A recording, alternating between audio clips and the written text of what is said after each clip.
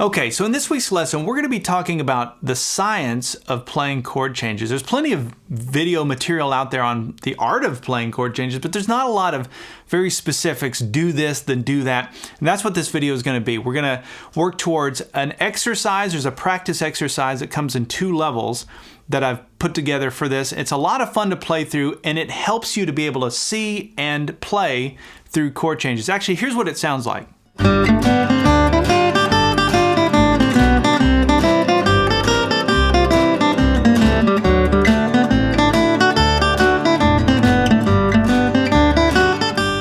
So in this video, we're going to go through all of the lesson material, but there's a lot of extras that come with this lesson. If you'd like to get the PDF diagrams, if you'd like to get the MP3 jam track, which I have in a slow, medium, and fast, so you can work your way up to the faster tempo. All of those things, the tablature for everything, you can get that by going to activemelody.com, go to the weekly lessons page, and do a search for EP488. Okay, so the first thing we need to talk about is what is playing the chord changes? What does that mean when somebody talks about playing changes or playing through changes? Here's a very simple way of looking at it. This is kind of how I think of it. When I'm playing a lead, if it's my turn to step up to the plate and play a lead break, I have 2 paths I can take. I can take this path, which means I stay in the key of a song. That's the easiest way to go about playing a lead break. And for that, usually you're using the pentatonic scales, major or minor pentatonic scale. And that's where most of us get as guitar players. That's where most guitar players get. I'd say the vast majority of guitar soloists are there. And there's a lot of professional musicians that just play in the key of a song, and there's nothing wrong with it. It's actually a great sound, and there's a lot of room for that. But then when you get into some more sophisticated music forms like even Texas swing, although the style you wouldn't think it's sophisticated, a lot of the lead stuff kind of is, or jazz, you get into, or even bluegrass, you get into playing chord changes. And what that means is, as the chords go by, you're changing the scale to match the chord. So you're trying to match up the scale and the chord together. It doesn't mean that you have to be literal about it. This was the first thing that I didn't understand. I thought if I'm looking at something, there's a G chord, I have to play a G major scale, and it has to be that literal. It doesn't have to be. It could be some version of a G. It could be a G altered or a G diminished scale, or it just depends on the context of the song. And so, because of all of the possibilities, I think that's why a lot of educators stay away from this topic, because there's not like a formula per se, like there is with the pentatonics, which is very, you play these 5 notes and you can play them in these positions and you can do all this stuff. It's not quite that, but it can be. And so that's what I've put together is this practice exercise we're going to go through. There's a level 1, and then you work up to a level 2. And this helps you in a very simple way to be able to understand and hear those chord changes. All right, so the first step in all of this is you have to be able to play the major scale. And not just the major scale in one spot. I'm not talking about,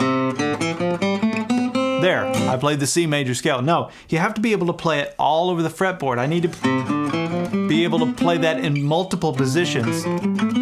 And so to do that, I have put together a PDF from an older lesson. Actually, you know what? I'll put that lesson up on the screen for those of you that want to just check it out. What this lesson does is it takes the major scale and it shows you how to play it in 5 positions on the fretboard. And those 5 positions happen to correlate with the 5 letters of the cage system, the C position, A, G, E, and D, so that you can marry up the major scale to those positions. I thought that was a really good way to sort of logically break up the fretboard and help you to be able to find this major scale in these different spots. Now we're going to look at 3 of those spots in this lesson, in this video. But if you want all 5, you can get those by going to the lesson that was on the screen. Okay, and I've also included the PDF diagram for premium members in this lesson, so you can find that on this lesson page if you're looking at this at activemelody.com. So I'll assume you understand the major scale and how to play it all over the fretboard. That's at least step 1. And you'll find that everything we're going to be doing really is the major scale. Even though we're going to be talking about Mixolydian mode, it's still the major scale. And what I mean by that are the fingerings. Those 5 different positions that I'm talking about, your fingers can feel their way through them once you get comfortable with them. And so that means that when you want to switch and play in different modes or different whatever, your fingers already kind of know what to do. So now it just becomes a knowledge thing. You just have to, you know, think about it different, but your fingers are already there. So the technical part is out of the way. So that's why that major scale thing becomes so important and becomes kind of the backbone of all of this. Okay, so we're going to be looking at a song that's in the key of G. It's 3 chords. It's a 1, 4, 5. It's G, C, and D. And we're going to be playing them right here. Now this is going to get to the heart of why caged is such a big thing and why I'm always talking about it. When we play our G chord, we're going to play it right here using the E shape. When we play our C chord, we're going to play it right here using the A shape. And when we play our D chord, we're going to play it right here using the C shape. So we've used E, A, and C shapes to play a G, C, and D chord. But look at where they are. All those chords are right here together in one tight little area, as opposed to me going like this. Or like this even. I'm staying in one region, and that's one of the key components to playing chord changes, is to be able to see those chords all in the same little area. Because what we're going to do now is we're going to match the scales to those chords. So let's start with our G chord using the E shape, and we're going to play the G major scale in 2 octaves. And the fingering is very important here. You're going to want to line your fingers up, and we're going to really be playing between the 2nd fret and the 5th fret for most of this. We're going to shift our position in one spot or two, but for the most part between frets 2 and 5. So what you're going to want to do is make sure that your index finger lines up on the 2nd fret, middle finger on the 3rd fret, ring finger on the 4th, and then pinky on the 5th. And then as you shift, your fingers would shift you know, to the corresponding frets. So we're going to start off with the G note here on the 6th string, 3rd fret, but we're going to play that with our middle finger. And we're going to play it like this. I'll put the tab up on the screen.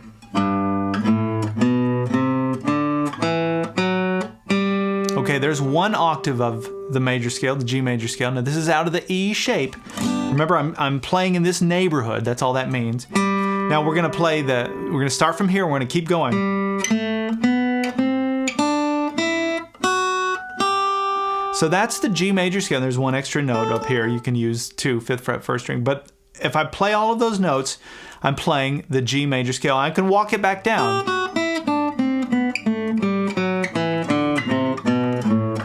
So that's a very comfortable major scale in 2 octaves, all in this one position. So that's the first thing you're going to do. Now the next thing you're going to do is you're going to play the C major scale out of the A shape, and you're going to start with your middle finger again, this time on the 3rd fret, 5th string, and you're going to play it like this. There's 1 octave. Now we can't go a full 2nd octave, but we can get close. Notice the shift here. Now I put my index finger on the 3rd fret, 2nd string, and then I can come up to here. Now that's as high as I can go in this neighborhood of the 2nd octave. So you can see that I can't play both, but I can get a lot of the notes of that C major scale. Hopefully you saw that shift in my fingering there. Right here. That's just so my fingers will line up where they need to. Now we can walk back down, shift again with my pinky. Okay, so that's the C major scale out of the A position. Now we're going to look at the D major scale out of the C position. And when I play that chord, I play it like this. I've got my pinky here on the 5th fret, 5th string. That's my D note, and that's going to be my starting point. So we're starting with our pinky there, and here's how it goes. It goes. So there's 1 full octave. I can't play a full 2nd octave, but I can play part of it. I can play up to there. So those are all the notes in this neighborhood of my D major scale. There's some more. You can keep going down, but I'm just starting from a low D note there. I think that's a good starting point. So the way that you want to start this whole exercise is to practice just that. And here's how I would do it. I'd play my G chord, then I'd play my G major scale. And then play the G chord again. And then maybe you want to go back down the scale. You go up it and down it. But you're trying to play the chord, play the scale, and connect them in your brain. And that starts to happen. And then you do the same thing for your C chord. You play the chord, and then you play up and then play down the scale. Same thing for your D chord.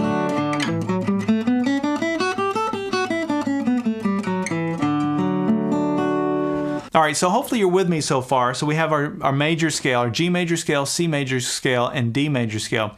Now, just to throw a curveball at you, we're going to convert each of those major scales into Mixolydian mode. So we're going to be playing G Mixolydian mode, C Mixolydian mode, and D Mixolydian mode. What the heck is a Mixolydian mode? I've talked about this quite a bit. Most of you know what it is. It's just you flat the 7. You take your same major scale, but you go up to the 7th note, and you go down 1 fret, this direction, you flat it. And I'll show you how to do that. All right, so the next question you're going to ask is why Mixolydian? Well, Mixolydian scale works better when you're playing chord changes, when you're going from one chord to the next, than if you just played the major scale. It just does. It has a little bit of a bluesy edge by having that flat 7, so it takes your major scale and it makes it sound a little bluesier. Not pure blues, because you still have your major third in the scale, but it gives it a little bit of an edge. And that flat 7 is the same as like playing a dominant 7 chord. So if you think of, for example, if we're playing a blues 1, 4, 5 and playing the blues, you'd often play just 7th chords. You'd play a G7, then you'd play a C7, and then you play a D7, and then you go back to your G7. And you're kind of doing that with your scale when you're playing in Mixolydian mode. You're kind of, by playing that flat 7, you're creating that little bit of tension which pulls your ear to the next chord. It doesn't sound as good if you play just the major scale. Now this is all, it depends on the song. Like this doesn't work for everything. If it's a slower song, for example, if it's something like that, the major scale, you might land on that 7th interval, not the flat 7, just the 7, and it would sound great because it's the same note that would be in your major 7 chord. But for the most part, I like to use that if I'm playing like jam band music or just trying to kind of buzz through the chord changes. I like to play that Mixolydian. So that's kind of a very simple answer as to why. So what you have to do then is you have to count up 7. 1, 2, 3, 4, 5, 6, 7 of your major scale. That's my G major scale. And then you flat the 7. And you'd obviously do that in both octaves. So you'd have,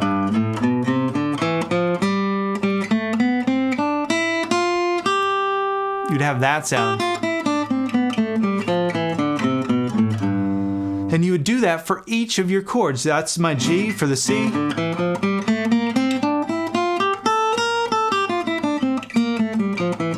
And then for my D,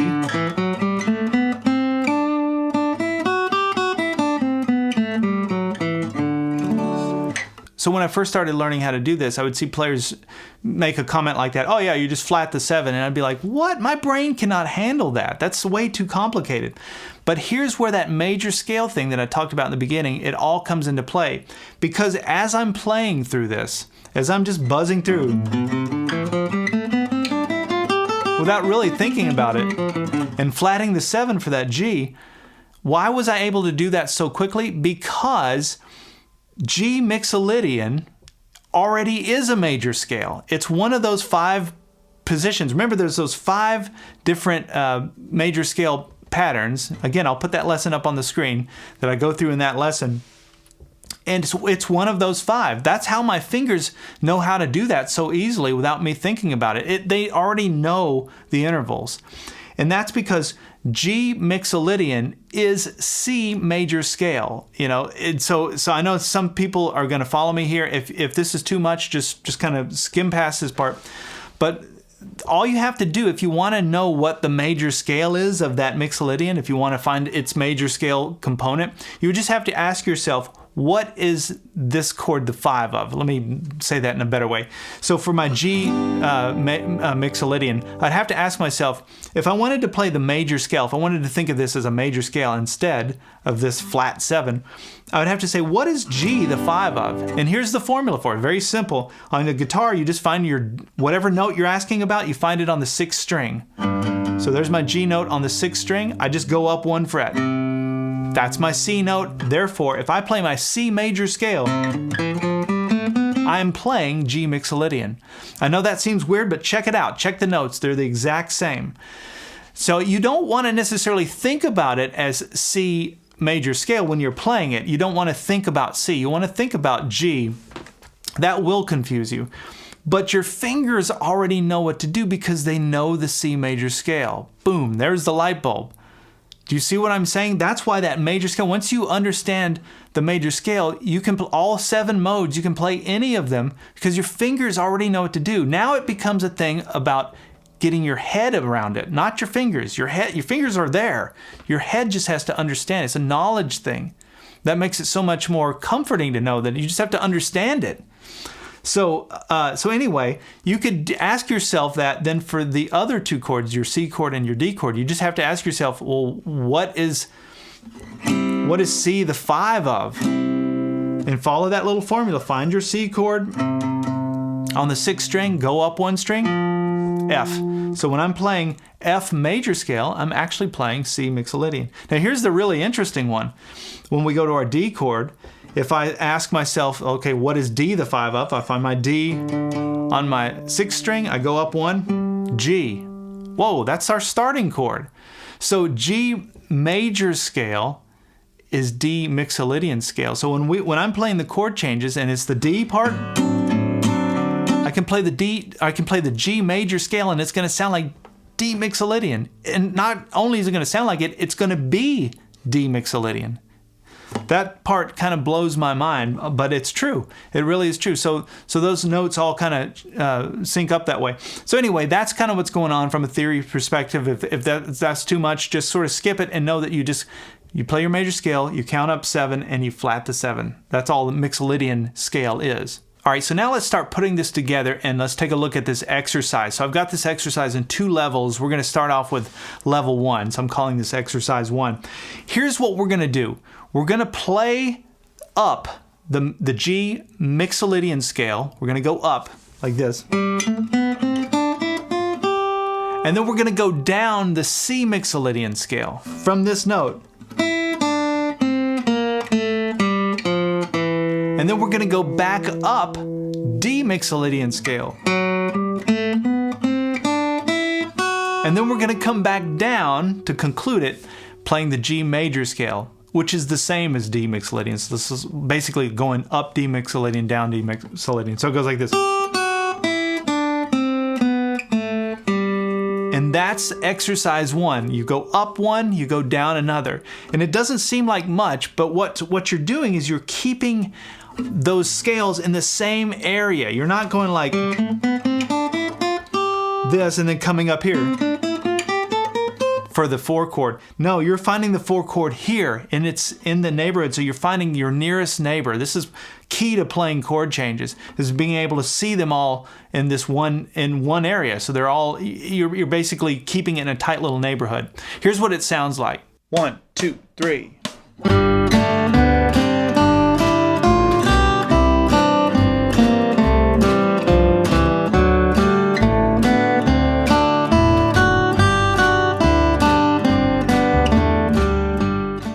All right, so remember, as an Active Melody Premium member, you have access to multiple versions of the jam track. So you can, if that's too fast for you, there's one at 40 beats a minute, which is a lot slower, and you can start with that one.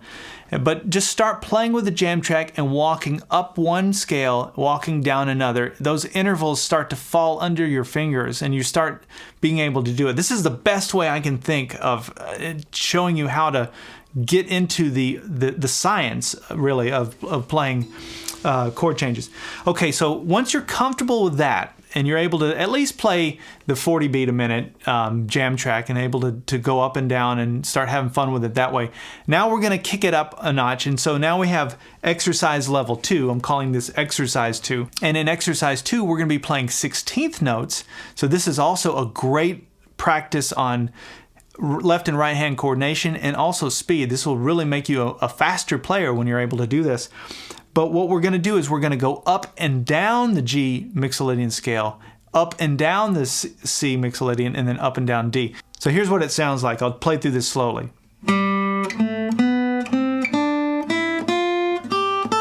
we're going to go back down there's a little turnaround to get us back to our C. And then we're going to start here with our C note. Now this would be where the C Mixolydian kicks in. Up and down.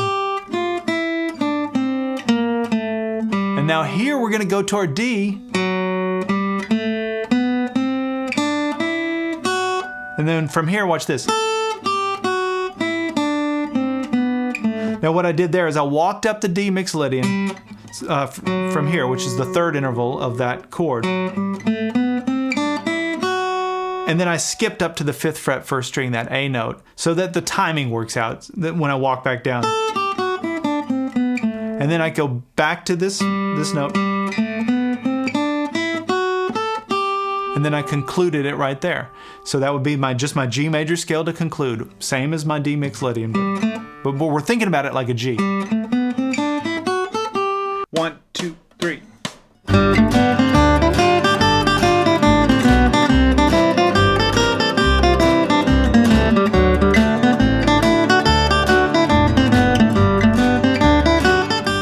And that's what that level 2 exercise sounds like.